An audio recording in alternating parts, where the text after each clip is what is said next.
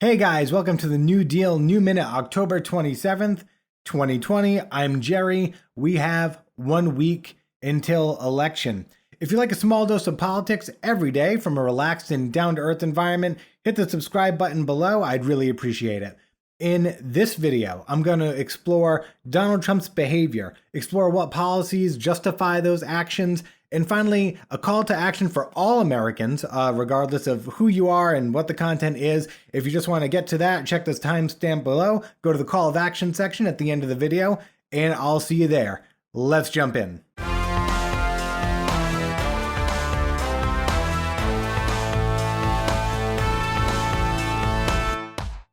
All right, so what I'm really going to be looking at today is whether or not you should be trading your morality for your vote. And this is going out to Trump supporters and undecided voters, and it's going out to Democratic voters as well.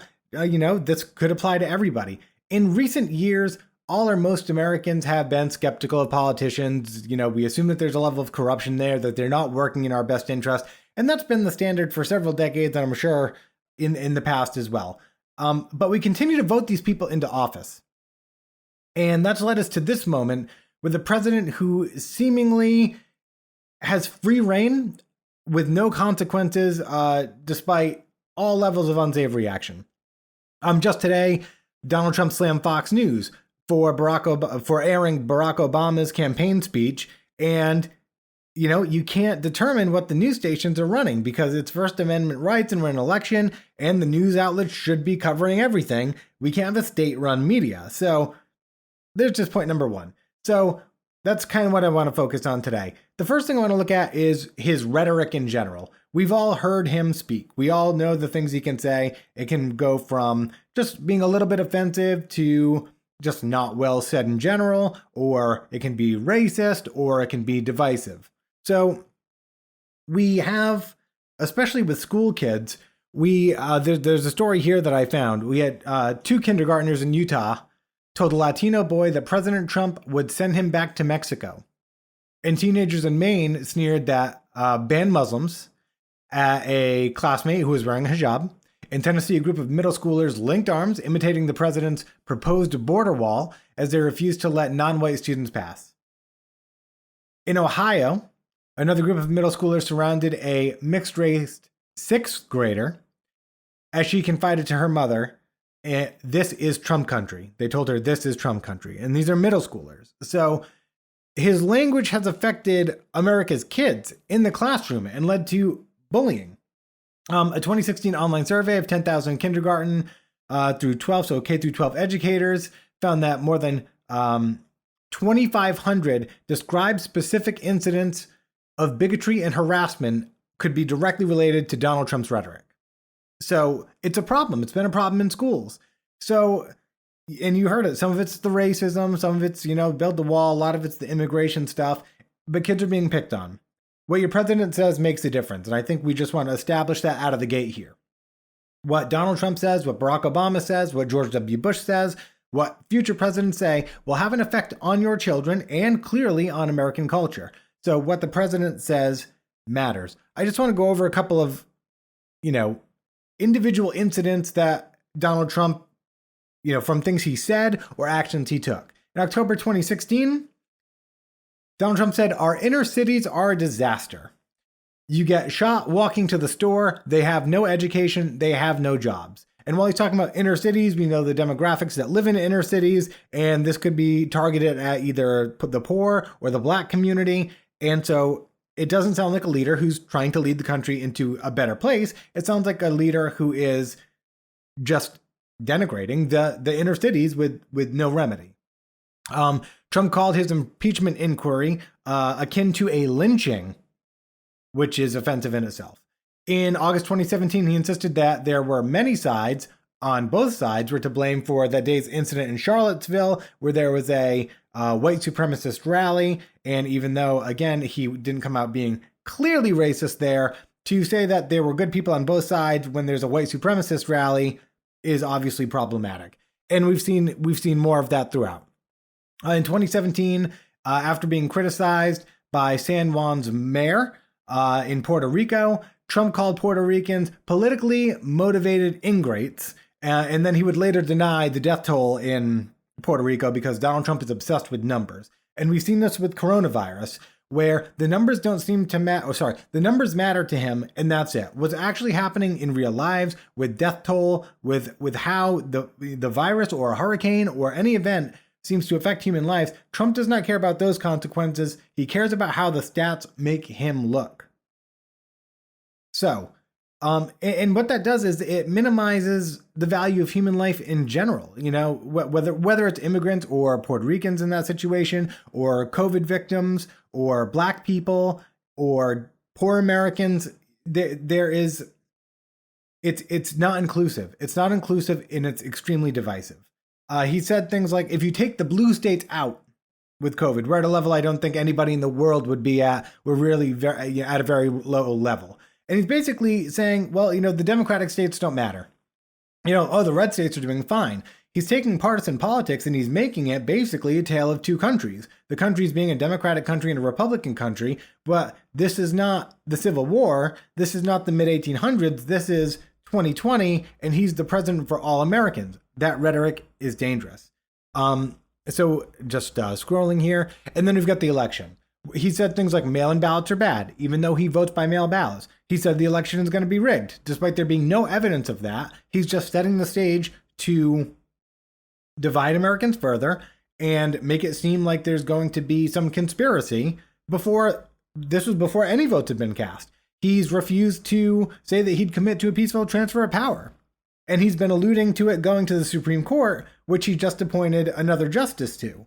So we've got how his rhetoric plays out, that it plays out in racist ways, especially toward immigrants and the Black community, that he is on his own destabilizing our election process, one of the most sacred rights we have as Americans to vote and have, you know, duly elected officials.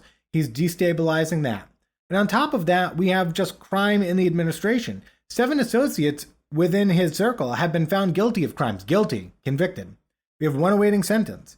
3 more have been charged or indicted. And in August, we had Steve Bannon get arrested for, you know, basically taking money from a GoFundMe and not putting it where it was supposed to be. And it's just the kind of behavior he surrounds himself with. This is a president who's been impeached for, you know, alleged illegal campaign actions with countries like Ukraine and Russia.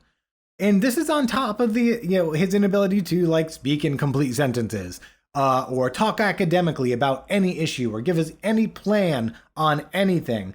And then his checkered history with women. All of what I spelled out on top of that. And we could get into each one of those subjects individually as well, but I don't have time. And we all know it. We already know the story. So how do we justify voting for Donald Trump? What is the justification for that language? What is so good about Donald Trump that makes electing him worth it? Republicans are fiscally conservative.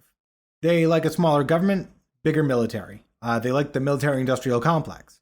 They generally largely push a Christian agenda, which drives the majority of their policy stances on things like LGBTQ rights, marriage equality, abortion rights, things like that. So Donald Trump is obviously not a great candidate. I've seen Republicans say that he's not a great candidate.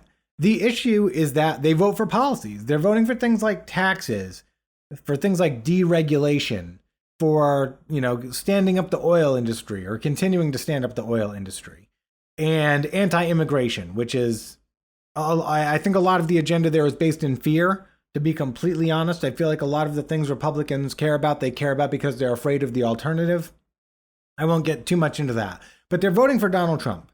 They're voting for someone who most of us would not even allow at our dinner table because of the things they've said or the things they've done or the atrocities they've committed. Democrat or Republican. There's a moral barrier there. But Republicans are voting for him. So it begs the question, is it worth voting for a tax cut if he represents your country for 4 years or 8 years? And he has that type of effect on our children. He has that type of effect on our culture, where he's dividing red and blue from the White House. He's had a campaign rally on the White House lawn, which was a clear violation of the Hatch Act. It's not even debatable. It just was. And no one called him out on it, not in any official capacity. So Donald Trump has very clearly committed a lot of participate in a lot of unacceptable behavior. And with everything I spelled out, and that's only the surface, there's too much there for it not to define his character. That is who Donald Trump is. Now it's just a question of whether or not that is worth voting for or not based on the policies. So the questions become, is a tax cut worth Donald Trump? Is anti-immigration policy worth Donald Trump? Is repealing the Affordable Care Act worth Donald Trump? And remember the effect it has on our children and on our culture and on the well-being of our nation. But it also begs another question. What is the threshold? At what point would you not vote for Donald Trump? And this is two-sided, because what this also means is that the alternative to Donald Trump must be so bad that it's worth voting for him just to get your policies rather than vote for somebody else who maybe you won't get all your policies with, but the general feeling, the general well-being of the country would benefit. So what's so bad about Democrats? What is so bad about Democrats that electing Donald Trump to office seems like a better option than anything else? And I've got some charts that I want to put up here right on the side, but economies under Bill Clinton and Barack Obama saw massive job gains. Actually, the largest ever were under Bill Clinton. And we saw massive economic recovery as well as the expansion of many social rights and social programs, which I think is the real rub between Democrats and Republicans. So, we've got this graph right here that shows the upward, advancement of the economy under Obama and then continuing on to Trump. You can also see that with job growth follows a similar trajectory straight up from Obama to Trump. You can see a clear pattern where the upward rise started early in the Obama years and has continued up into the Trump years. So we have a Democrat laying the foundation for a Republican who can then take the ball and run with it to better our economic situation. So what are the evils that the Democrats present? What evil do the Democrats present that justifies the acceptance, or at least many voters becoming complicit bystanders in acts of behaviors that we wouldn't tolerate from our own family members? So basically it boils down to this. Is it worth having a racist, white supremacist president who is unapologetically divisive about the parties, who really only wants to be president for his supporters and for Republicans, who even if a Republican senator does not, promote Trump, he will not back that senator. It's all about Trump loyalty. So is it worth having someone like that in office and taking all that comes with that, rather than voting for a Democrat when, historically speaking, at least in the last 30 or 40 years, the economy has been good under Democrats. Job growth has been really good under Democrats. Maybe you don't like the ACA. Maybe you don't like some of the social programs, but no one is suffering greatly. We have the last two recessions have been presided over by Republican presidents. So I think it's dangerous where we are. I think it's dangerous that we have entered a place where people are willing to vote for someone like Donald Trump, who's going up the authoritarian path, rather than vote for someone else who maybe doesn't provide everything that they want, but history has shown provides economic stability, job growth, wage growth. So what's the issue there? So these are just some things that I would like Trump supporters to think about. Those undecided voters, think about whether or not it's important to vote with your morality, vote with your heart, vote with what you know is right. Because we cannot be giving up our integrity and our dignity and our self-values just because we want a tax break, just because we want to repeal a healthcare plan. It's not worth sacrificing, in my opinion. Maybe for some people it is. Maybe for some people those things are worth sacrificing your individual moral compass. But I like to think that most people, wouldn't go down that path. So my call to action is this: for all Americans, go vote. And vote for who you feel like will be the best president.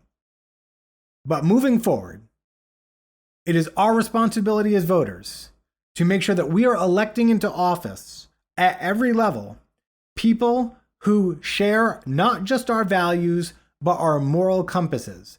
We need to remember, we can think all we want that corruption has led to these people being in office and that we need term limits and everything else. But the fact is, Mitch McConnell gets voted into office by Kentucky residents every year. Every corrupt politician that you can think of is getting elected into office by people in their respective states, counties, country, whatever it may be.